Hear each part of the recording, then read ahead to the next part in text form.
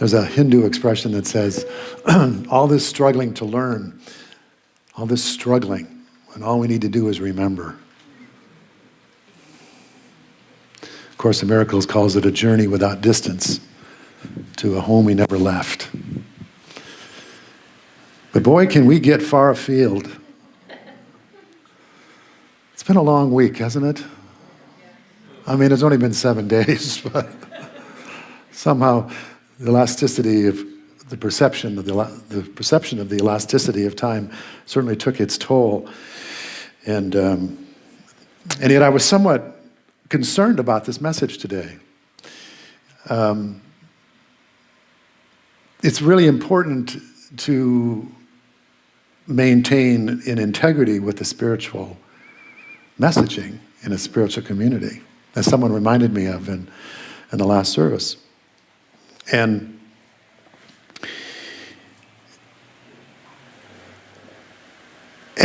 yet what has happened this week was just rife with divisiveness and polarization and red and blue and this and that and right and wrong and better and worse, and I'm getting what I want and I'm not getting what I want. And I mean, the whole world really just sort of like, just came to this dualistic head. It's been going on, of course, for months, throughout this election season. And what happened when the results and the votes got calculated and tabulated and everything, there was this, for many people, there was a shock because of the expectation of how the election was going to go. And of course, people on both sides of that decision having their druthers either met or not met. And the temptation in a situation like that is for us to become very much driven by what's happening out there and to be affected by circumstances.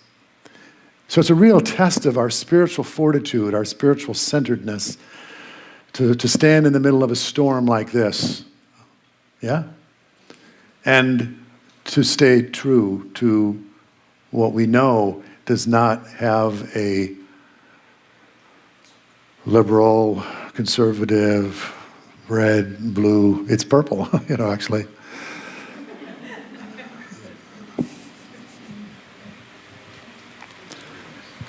And we're all challenged by it, and we're not just challenged by the dualistic contrasts and the dissension and the seeming pull from the universe to have us take a side, because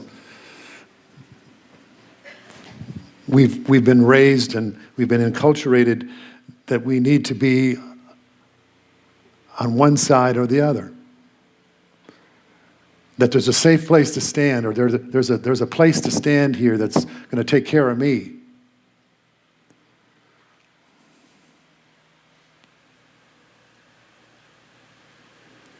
And the truth is absolutely neutral. It didn't vote one way or the other.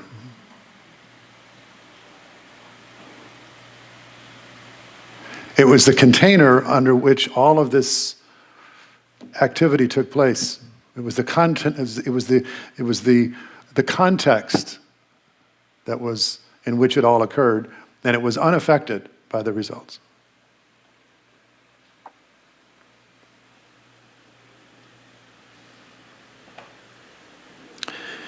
And if we're identified with the results, then we were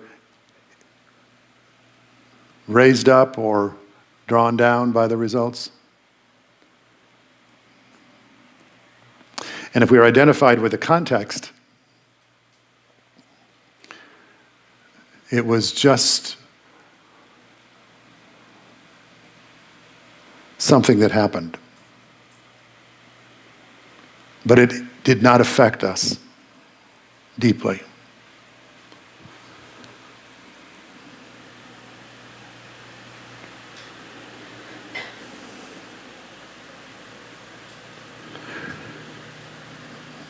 Every spiritual teacher has promoted some form of staying in the context, staying in the big picture, yeah?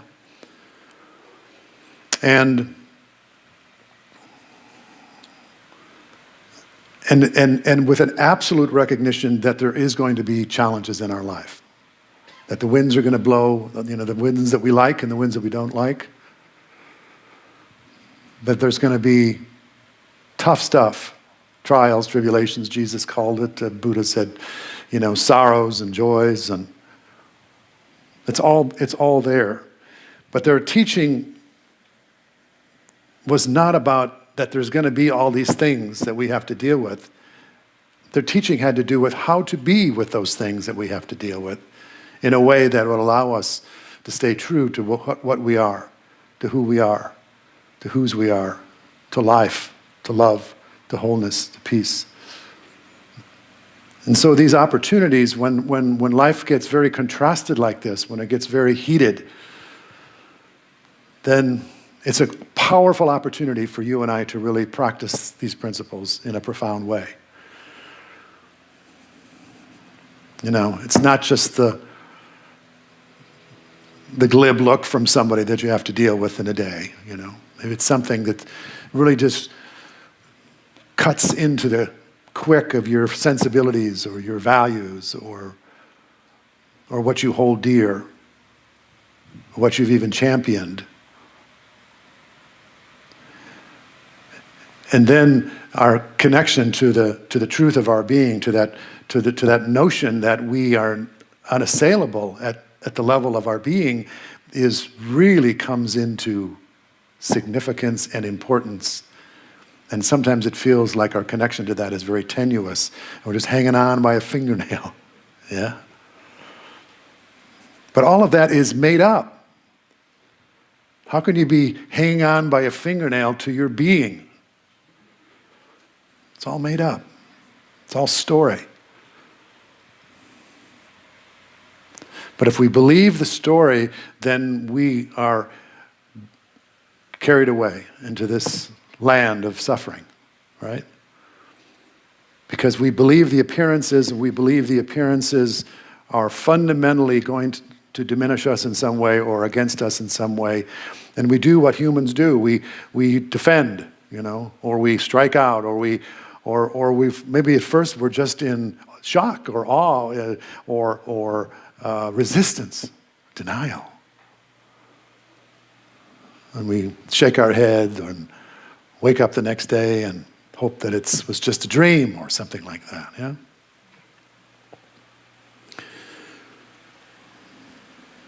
And it's okay that we have our human experience. It's okay that we have our human reactions.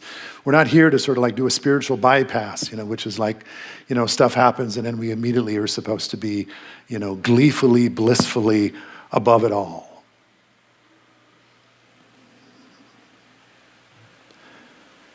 It's human. I can remember Jesus turned over the tables in the temple and wept at the death of Lazarus and spoke sharply in public places, rebuked his disciples.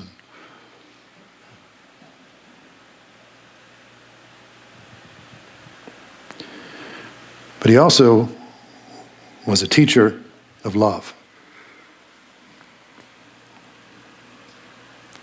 And he was a teacher of a love that leaves nobody out. Of Course in Miracles says, love is all-encompassing. And what is all-encompassing can have no opposite. Wow. If love is all-encompassing, it can have no opposite. Where did this come from? Where did this feeling come from? Where did this anger come from? Where did this shock come from? Where did this enemy image come from?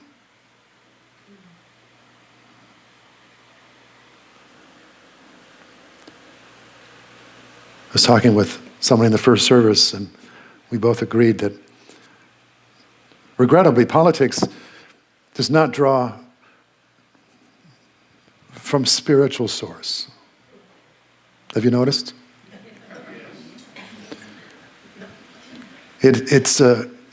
Politics deals only with externals. And it may have values that are reflected in those externals, but mostly it's about what you see and what you get. And there's no progress valuation for what I'm talking about, which is about waking up, which is about seeing down the middle, which is about recognizing a context that can hold the opposites and not get drawn off course.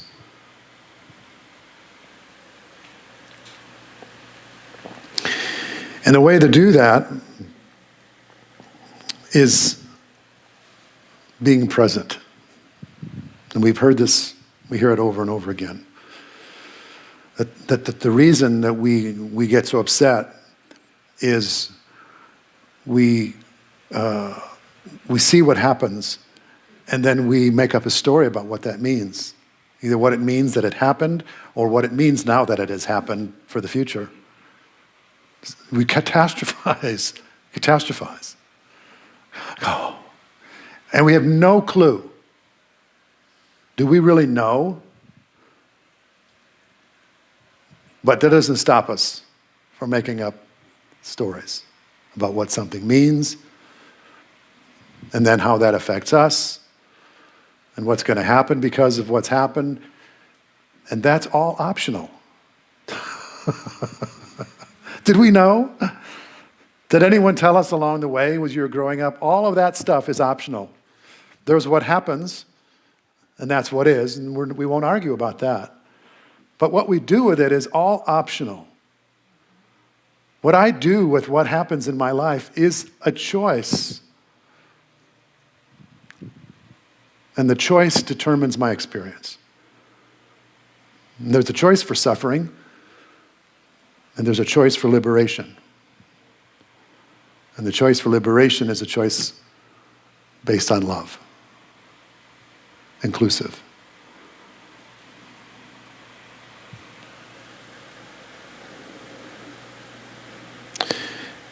And it's actually very practical, this notion of becoming present and accepting. And when I say accepting, you'll understand I am not speaking at the level of the mind.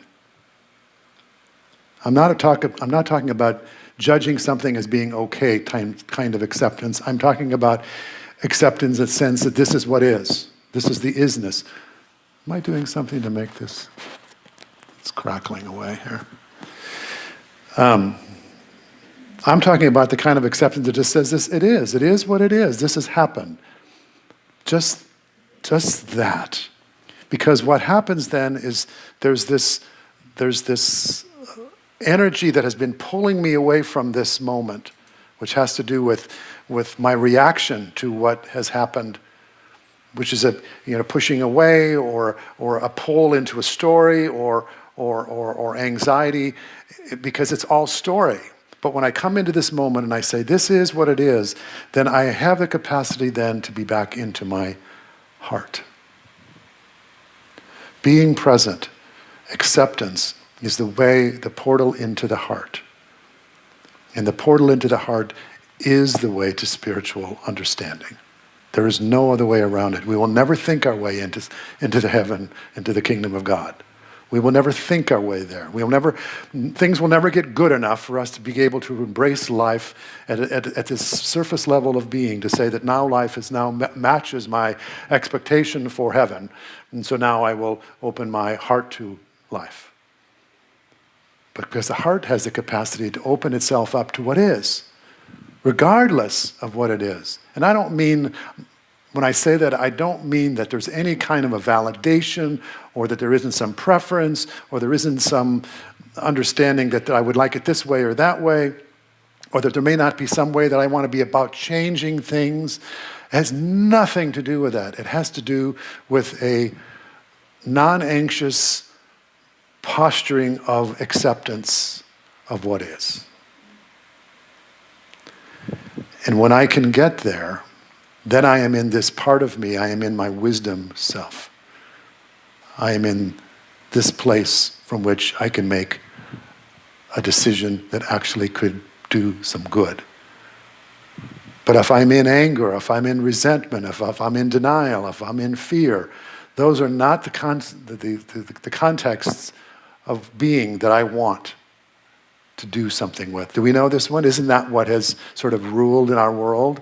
That so many things get said.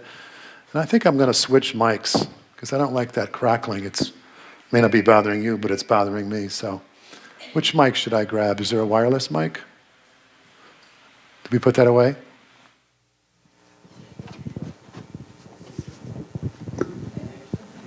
So anyway,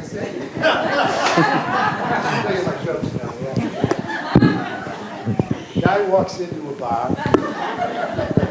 and he sees a duck. That's all I'm going to tell you. We're back on. So I was responding to what was happening in a way that took me out of the present moment, which is very important for this work, for me to be in the present moment. Of course, it's important for all of us to be in the present moment, no matter what we're doing. So what I noticed this week for me was that I spent a lot of time trying to think through the election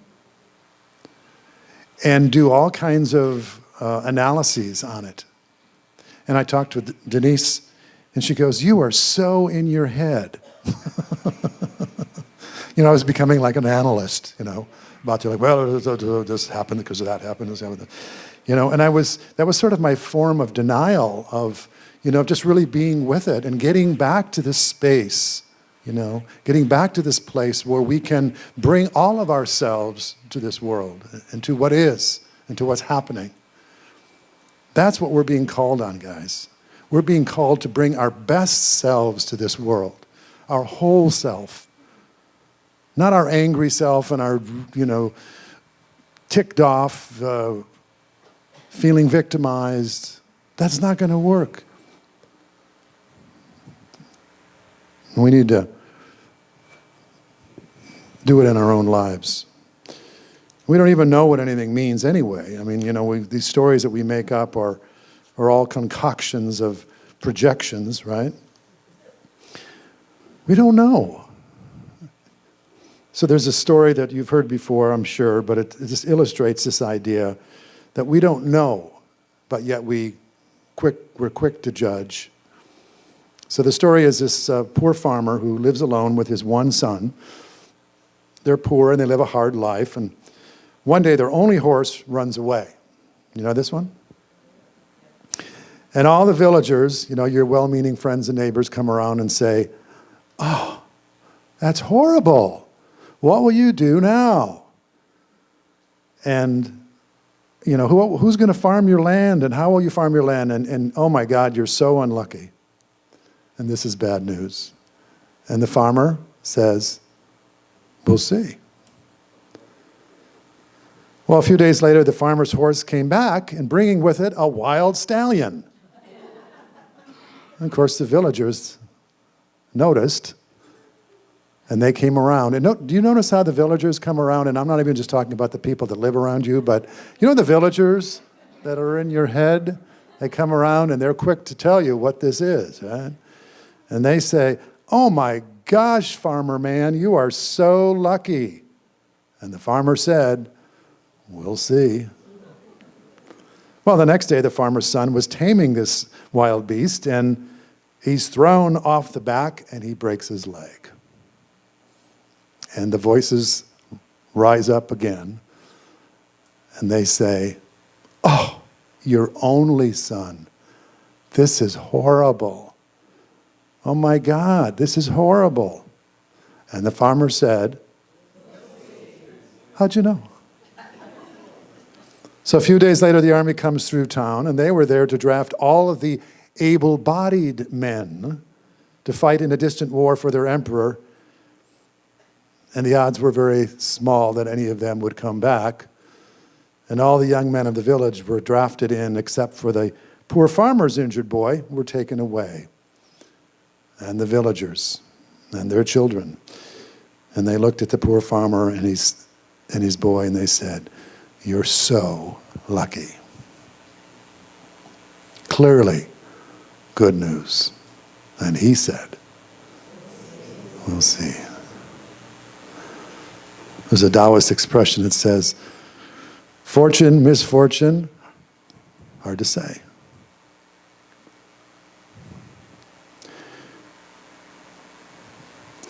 There's something that we can hold on to at a time like this, whatever that is for you, whether it's this, there's some this that you don't really like and you think it's bad news. Yeah? Do you have anything in your life like that?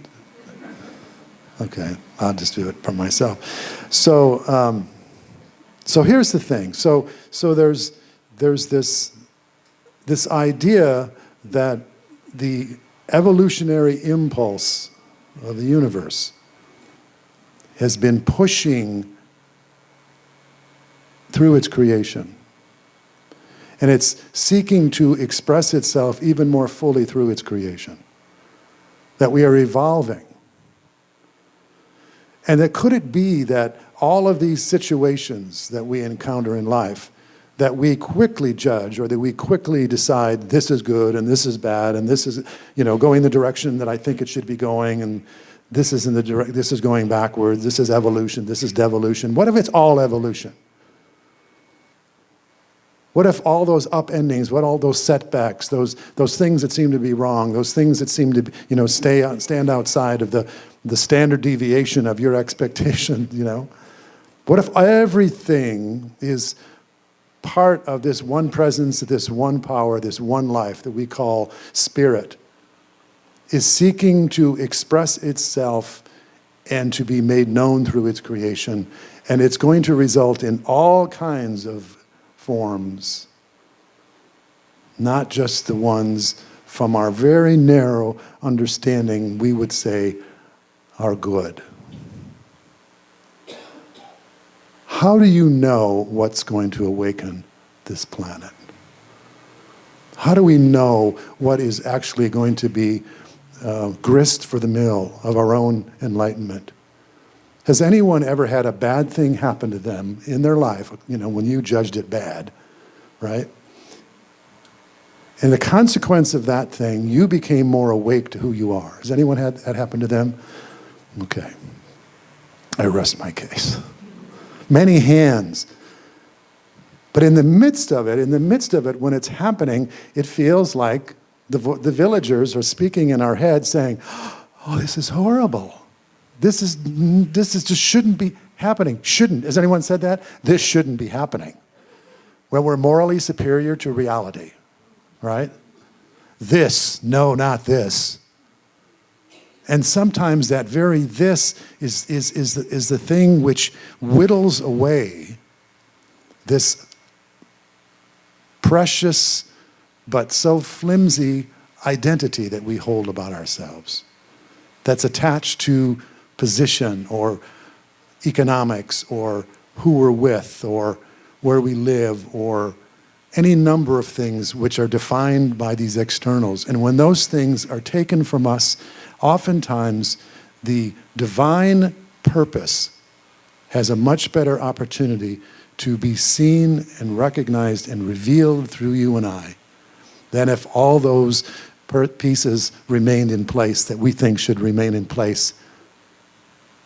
Is it possible that Meister Eckhart was right when he said that spiritual growth is all about subtraction? It's about getting rid of and letting go of everything that has defined you all this time, and it's all based upon the false. It's all based upon illusion. It's all based upon persona. It's all based upon externals, not the truth of your being. And if we've been living our life that way, if we've been putting our faith in those false gods, then it's absolutely fundamental in the notion of our awakening process that those things which have defined us that are not what we really are have to be laid low, have to be stripped away if we truly are going to wake up to the life that we really are here to express, to the love that we really are, to the invulnerability that you and I have and hold as our truth of our being. It doesn't really matter what happens. What matters is that we awaken. And anything that serves that purpose, and to allow that anything that is happening in life right now might have that purpose, and particularly if we hold it in the context that it might be that for us, then we can collaborate instead of oppose the forces of change, the forces of transformation that are wanting to take place. Does that make sense? I think I'm making more sense now than I did in the first service. Thank God. I think I needed a different microphone.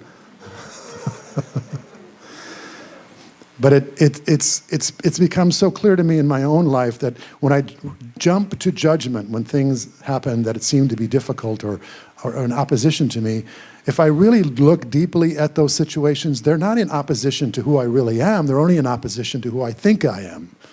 Some imagined self. You know, I think Eckhart calls it the mind-made self. That you've created this sort of separate identity. You know, I have this body and this mind and my story and my biography and my family, and I have this and that. And then you just make this up, and that's all very vulnerable in this world, yeah? If that's all we are, it's going to be assaulted in the context of a normal life. And that the spiritual progress that we are looking for is about beginning to deepen our understanding of who we are and have some recognition of what stands and observes life as it's unfolding and is not touched by the unfolding. That can observe life and is not diminished by those things which can diminish us in the external sense. That's why we're here. That's why I'm here. That's why when we get right down to it, that's really the purpose of life. And that the spiritual purpose cannot be denied in any circumstances of life. And in fact, some circumstances of life that from the human perspective may seem to be against us can actually be progenitors of the evolution of the spiritual awareness. And that you and I can awaken through challenge. We can awaken through difficulty. And I don't think that spiritual growth is any respecter of preference. In fact, it might actually hone in on those things that you're attached to. Oh no. Oh no, not that. Not my car, not my whatever, you know. There's a Zen expression that says that the great way is not difficult for those who have no preferences.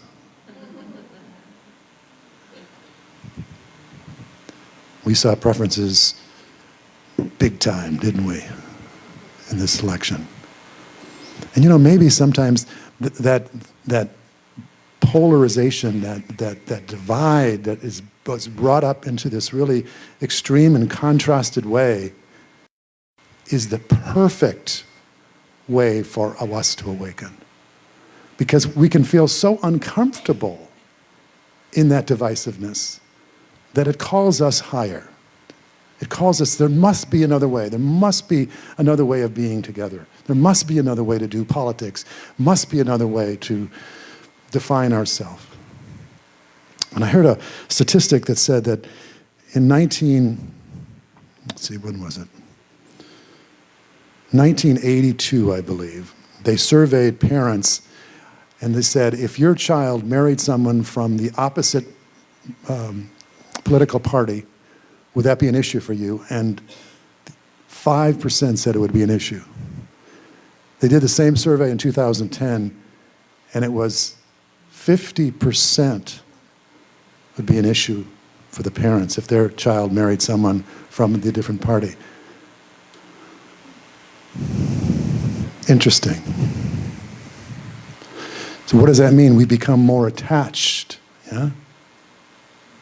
And so that which we become more attached to is going to be our point of suffering, yes? So what needs to happen for us to become detached? It's either going to happen out here or it can happen in here. The suggestion from the spiritual masters is that it needs to happen in here. that we let go. We let go. And we don't let go necessarily of our politics, but we let go of that sort of dug-in sense of identity in something that's external. And the only way that we can do that is through our spiritual practice. That we have to have a sense of our own wholeness. We have to have a sense of being safe and secure and loved and okay, regardless of what's going on outside of ourselves. That's where the work is. That's why the spiritual truth is always the answer. And it has no exceptions. It's never not applicable. Love leaves no one out.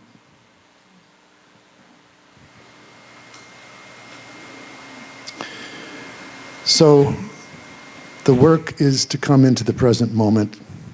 And as we come into the present moment, we begin to understand that there is something right here that doesn't have a preference. It just is, can be with life as it is. And then we're accessing love. And then we're accessing true wisdom. Then we're accessing that peace that passes human understanding. It's that unconditional kind of knowing. And when we're in that space, then we ask the question, what am I to do? What action should I take from this place? And then maybe it is about volunteering for some organization that you really have a heart for. And putting your heartfelt whole sense of wholeness into that activity. That's what it feels like to me. And I think that is what's going to happen going forward, that people are going to get more involved, not wait for some external to give me a sense that I'm okay. And that'll be a sign that we are evolving and we are taking responsibility for our own well-being. Because it's never been anywhere else other than within us. Do we know this? And we're learning this, and we're awakening to it. And it's offering us a way forward that truly will be rooted in who we have come here to be. And for that, I am grateful. And so it is. Amen.